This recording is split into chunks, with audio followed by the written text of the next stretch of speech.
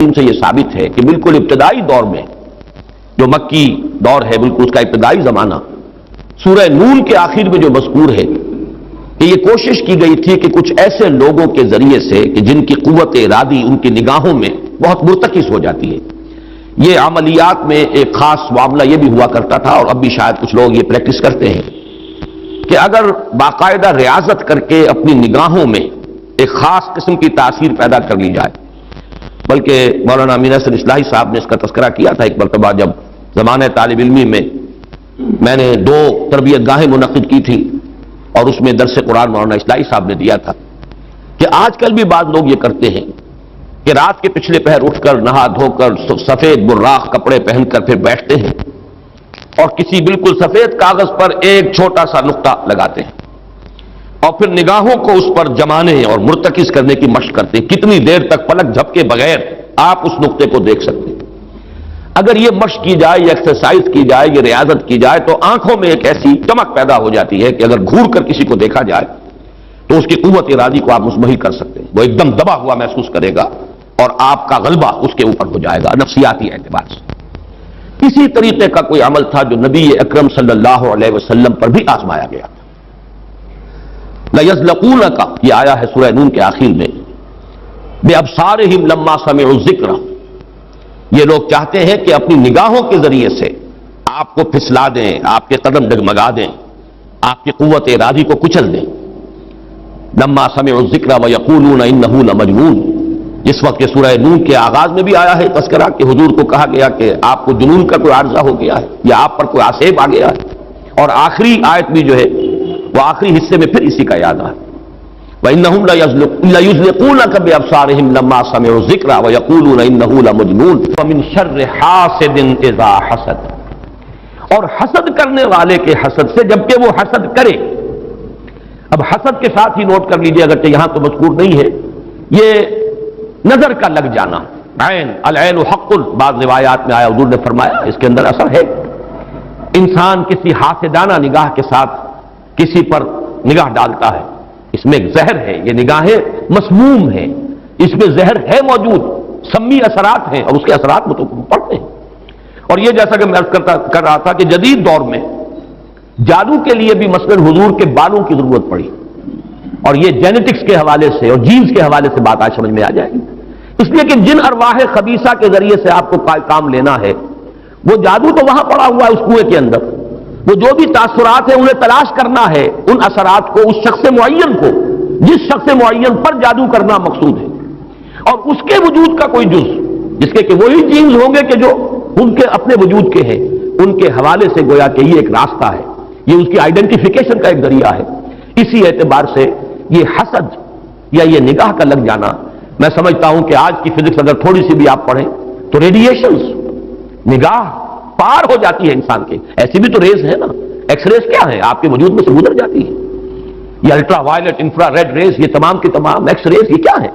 وجود کو چیر کر گزرتی ہیں، تبھی تو اس فلم کے اوپر اثر پڑتا ہے جو فلم کے پیچھے لگی ہوئی اور آپ سامنے کھڑے ہوئے ہیں، آپ کی ہڈیاں علیحدہ نظر آ رہی ہیں اور گوشت جو ہے وہ علیحدہ نظر آ رہا ہے، یہ تمام چیزیں آج سمجھ میں آتی ہیں۔ اب وہ فوٹونز جن کا میں نے ابھی عرض کیا 1 ملین 5 دفعہ کہیے،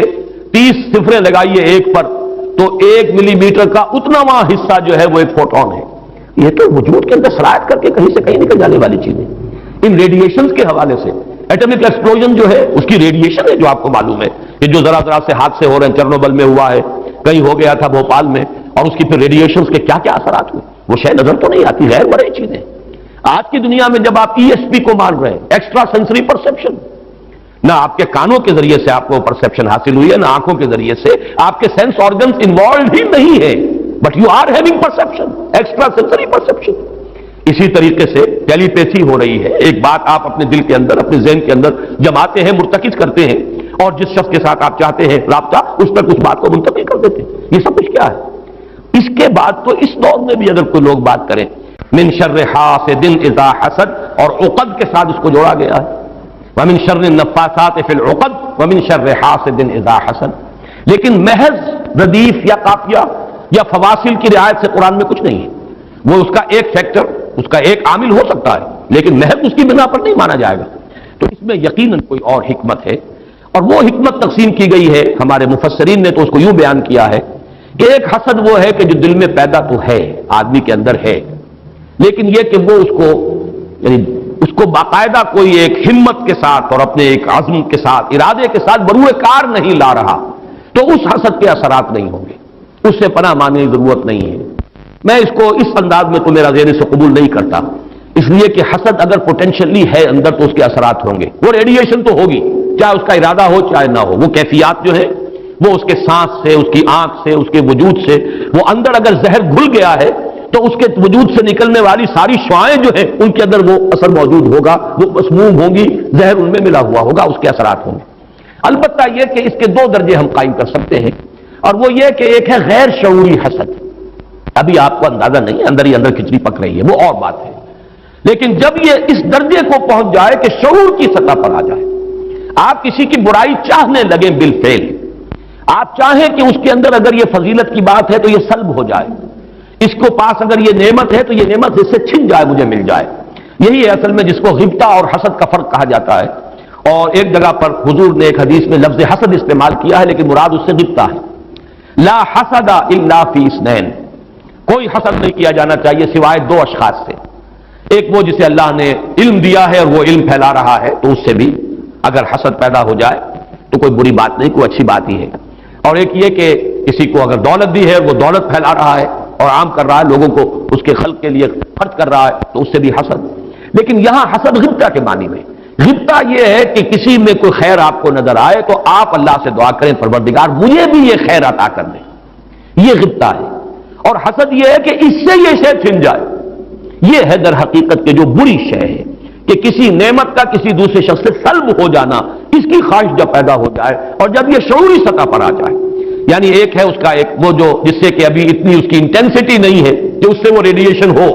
اس کی انٹینسٹی اس وقت ہوگی جبکہ وہ شعور کی سطح پر آ گئی اور انسان جو ہے جل رہا ہے حسد کی آگ میں اور چاہتا ہے کہ یہ نعمت اس سے سلب ہو جائے، یہ فضیلت جو ہے اس سے چھن جائے، تو یہ شے وہ ہے یقیناً کہ اس کے اثرات، اس کو میں اس وقت جدید فزکس کی اصطلاح میں ریڈیشن کے ذریعے سے اس میں لفظ واضح کر رہا ہوں، اس کے اثرات ممتد ہوتے ہیں اور اس کے شر سے بھی پناہ مانگنے کی یہاں ہمیں تلقین کی گئی۔ تلقین محمد الرسول اللہ صلی اللہ علیہ وسلم کو ہوئی اور آپ کی وساطت سے ہم سب کو ہو رہی ہے۔ قل اعوذ برب الفلق من شر ما خلق ومن شر غاسق اذا وقب ومن شر النفاثات في العقد ومن شر حاسد اذا حسد۔ میں جب بھی یہ سورت پڑھتا ہوں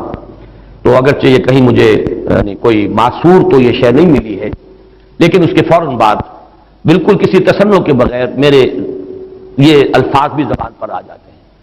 اللہم انی اعوذ بک یا رب الفلق من شر ما خلقت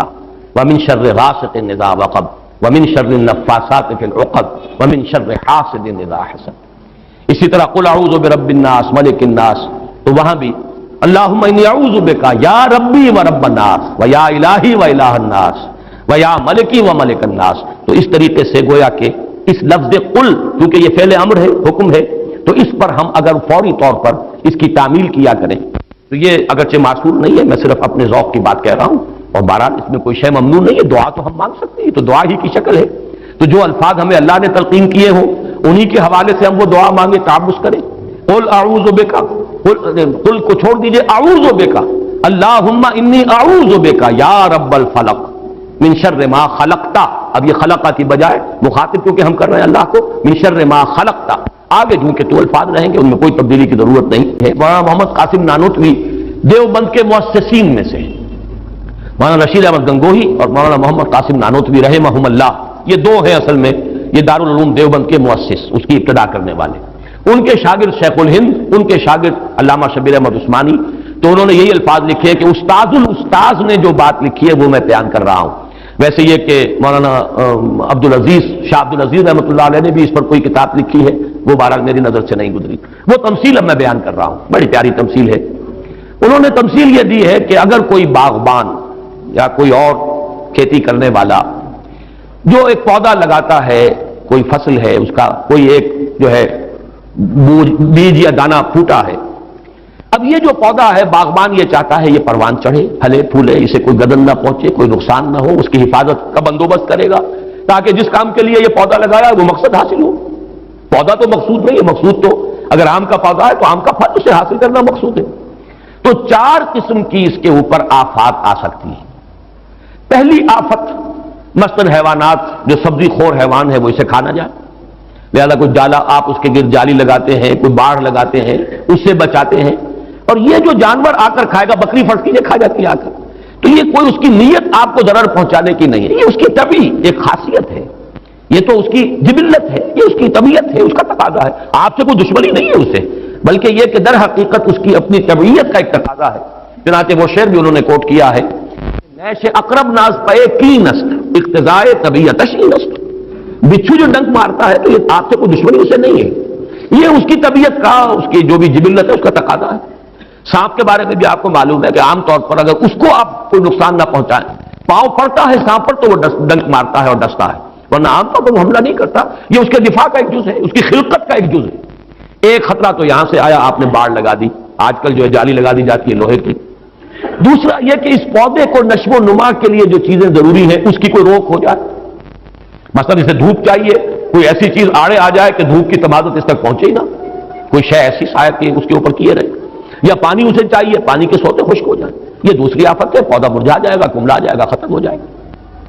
تیسری چیز یہ کہ اس پر کوئی پالا پڑ جائے، اوپر سے اولے پڑ جائیں، پالا پڑ گیا، یعنی اس کی جو حرارت غریزی ہے جس سے کہ اس کی یہ پورا وجود جو ہے وہ حرارت غریزی جو ہے وہ ختم ہو جائے، اس کے نتیجے میں بھی وہ پودا ختم ہو جائے۔ اور آخری شکل یہ ہے کہ کوئی دشمن ہے حاسد اور وہ آئے اسے اکھاڑ کے پھینک دے آپ کو نقصان پہنچانے کی نیت سے۔ یہ 4 آفات ہیں جو اس پودے کے اوپر ممکنہ طور پر وارد ہو سکتی ہیں، یہی 4 ہیں۔ قل اعوذ برب الفلق من شر ما خلق، یہ وہ خلقت میں جو شر مضمر ہے، وہ اس کے خلقت کا جز ہے۔ نیش اقرب ناز پے کی نسل اقتضائے طبیعتش کی نسل، یہ تو اس کی طبیعت کا، خلقت کا، اس کا تقاضا ہے۔ دوسرا یہ ہے کہ وہ